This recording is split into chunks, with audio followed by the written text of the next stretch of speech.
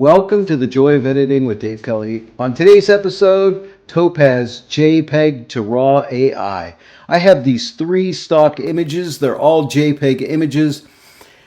And I'm going to convert those into RAW files. And the reason I want to do that is because, sometimes we as photographers and editors are asked to edit some stock images for our clients, and wouldn't it be nice if we could turn those into raw files, and then we don't have to worry about those ugly artifacts that we get when we're processing JPEG images. It's really nice to be able to do that. I don't know any other software that lets you do this, and it's really easy to use. Very simple, actually.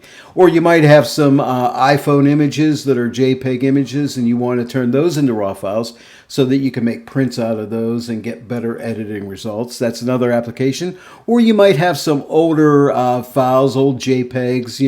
You don't have raw files for them, but you might want to revisit the editing on them. This is another application where you might want to turn those into raw files. I'm going to show you how to do that. We can do batch processing with JPEG to RAW, and we're going to do that today, and then we're going to send those right into Photoshop, right from JPEG to RAW AI, and that'll take us right into Camera Raw, and I'll show you how we can process them and then open them up in Photoshop. It's so simple to do. Stay tuned. Let's get started.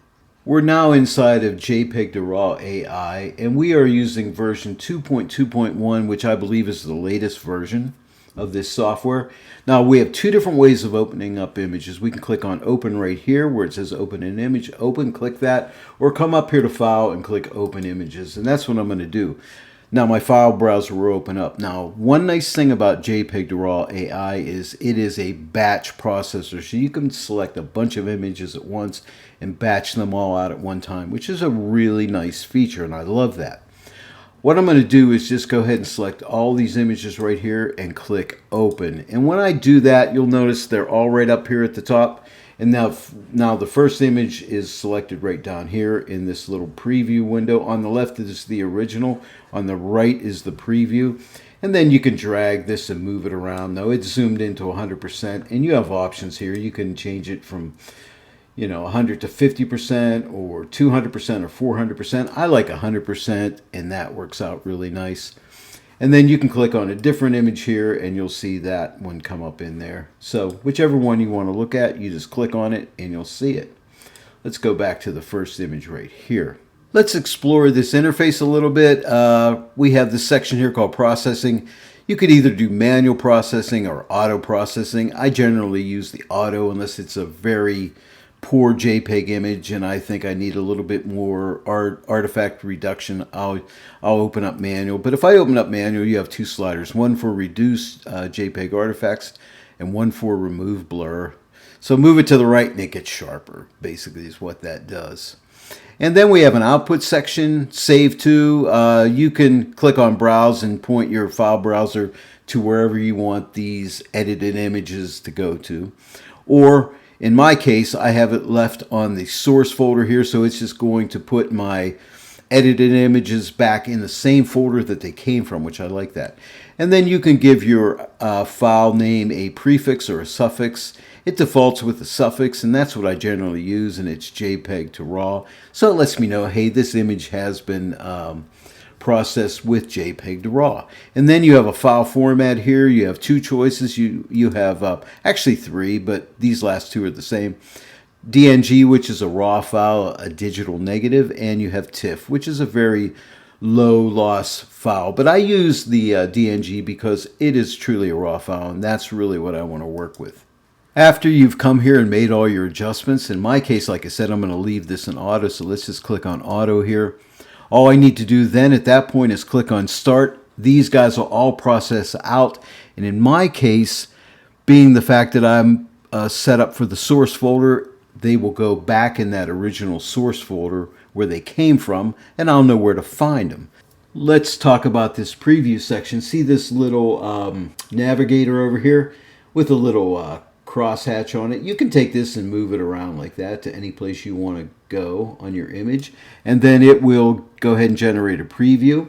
Or a little hand tool pops up here. Now you have to be on the image on the left, and you can just kind of move and drag this around and it'll re-update itself.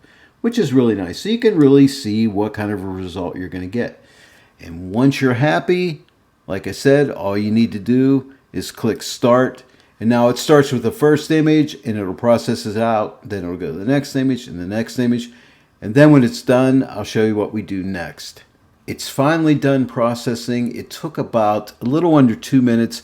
I have a later model iMac computer, a 2019 model. Now mileage will vary for different computers, but it will depend upon your graphics card, your processor, and things like that. Now you'll notice I have 3 checks here, one next to each one of the files. And the output here tells me where these files are located. And they're right back in the original folder, right next to my original JPEG files. We'll find my brand new DNG RAW files, which is really nice.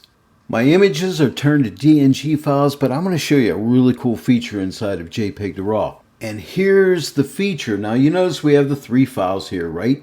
But if we come to the right where it says output here, let's take this first image right here, and we can see its little thumbnail over here. So if we come here and click on the blue path where it's found at, in that folder that JPEG to RAW sent it to, if I click right here, it'll send me right into Camera Raw inside of Photoshop, so now I can come and edit this image to my heart's content. Let's do a little editing on our raw image that we made from a JPEG. Pretty cool stuff. Now we can play with profiles if we want to here. I'm not going to mess with that right now, but I think this image is a little bit on the light side, so what I would do is take the exposure, and I think I would pull it back, and already look at the pop and zing that comes into this image. Kind of fun right there. And we could take the highlights, maybe open the highlights up just a little bit. I have no clipping up here, which is a good thing. We can open our shadows up a little bit. I think the white and black point's good. We can add a little bit of texture to this image. I think this image can take a little texture. Yeah, how about a little texture and maybe also a tiny bit of clarity? On a scene like this, it'll really take texture and clarity. And I might want to replace the sky in an image like this, so I can, I can open this image up when I'm done here. It'll go into Photoshop, and then I could use like Topaz Mask AI or Luminar 4 to change out a sky. The possibilities are endless. And let's say we want to give it a little bit of vibrance. Just bring that color up just a little bit. Maybe something like that. Click Open Image, and there we are in Photoshop, and we can continue to work. So that was our first image. Let's go to the second image.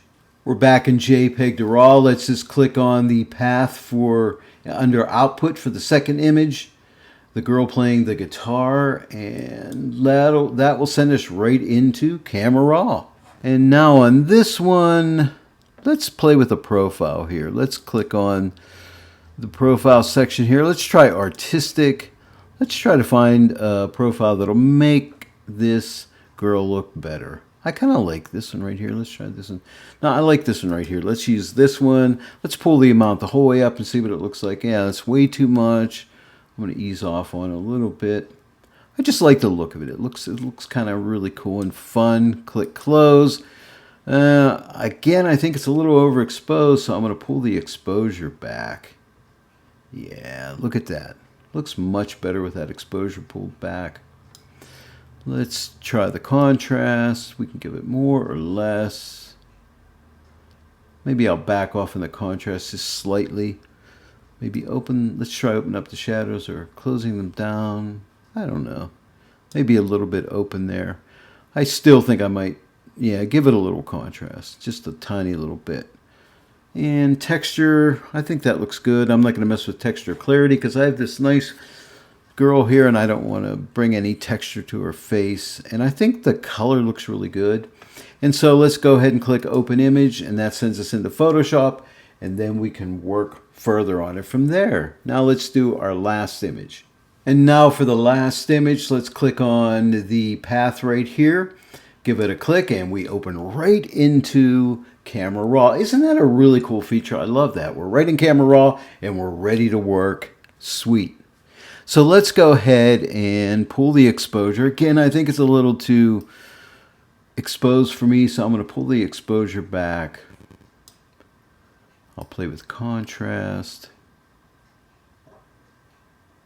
Maybe pull it back a little bit. How about the highlights? And see right here, I'm clipping my highlights there. So, and I get the highlights all the way up. Not a good thing. But we'll open those highlights up a little bit. Maybe right around there. Let's try our shadows. Yeah, how about the shadows open up a little bit? And let's pull our black point to the left. Make our blacks a little more dark. See, I'm clipping. You can see I'm clipping right there. I'm just going to pull it to the right till the clipping goes away. Right there. I think that looks good. Now, if we click this little icon right here, we can see the before and the after. So I think that looks really nice. Now, let's play with the texture on this one. I'm going to give it a little bit of texture. I'm not going to go too crazy because I don't want too much texture going in the sky up there. But maybe a little bit of texture, and how about a tiny little bit of clarity. And again, I'm watching those clouds because I don't want those clouds to get ugly on me. And let's play with the dehaze, see if anything happens there. Yeah, I think it's good. I'm just going to double click it and get it back to where it was. Let's play with the vibrance. How about a little bit of vibrance? You know, something like that. And the saturation, I think, looks pretty good. Let me give it a little more saturation, just maybe right around there. And of course, we can play with our temperature here. Let's see what happens if we warm it up or cool it down. Let's see. Decisions. I think it looks pretty good right there. Let's see a before and after. So here's a before and here's an after. I like that. I think that's pretty good. Let's click on open image. Hey, and we're just getting started, okay? At this point, I would go ahead and possibly run it into Topaz Adjust AI and see what kind of results I get, you know. And then Luminar 4 Enhance AI, we have that. So I'd start out there.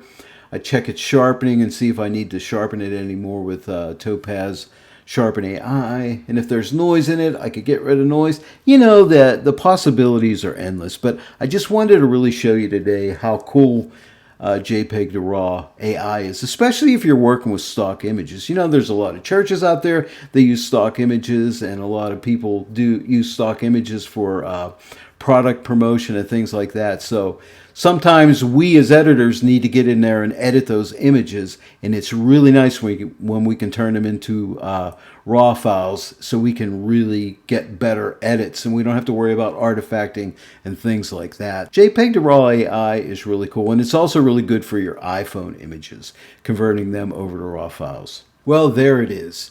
I hope you enjoyed this tutorial today. Hey, if you did, please give it a like and share it with your friends. If you're not yet a subscriber to my channel, please subscribe and click that bell notification icon. Then every time I upload a new tutorial, you will be notified about it. I want to thank each and every one of you for joining me today in the Joy of Editing with Dave Kelly. I'll see you all right here next time, but until then, happy editing.